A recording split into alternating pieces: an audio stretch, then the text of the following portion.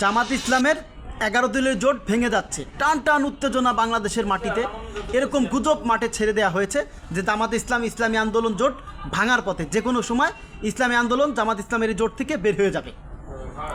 আসল সত্য হলো ইসলামী আন্দোলন 60টা আসন চেয়েছে, জামাত ইসলাম তাদের 40টা আসন দিতে চেয়েছে, কিন্তু এই নিয়ে একটি টানাপোড়েন চলতেছে। তবে ইসলামী আন্দোলন এখনও জোট থেকে বের হয়ে যাবে এই ধরনের কোনো কথা তারা এখনও বলেনি। এই বিষয়টা মিডিয়া অতি উৎসাহী হয়ে বিষয়টিকে গুজব ছড়াচ্ছে বলে এরকমটাই দাবি করে। ইসলামী আন্দোলনের সুরা সদস্যদের দফায় দফায় বৈঠক হয়েছে, তারা জামাত ইসলামের সাথে বৈঠক করেছে, তাদের আশা 60টা আসন। এই আসন না দিলে তারা একটু মন খারাপ করবে, এর বেশি কিছু হবে না।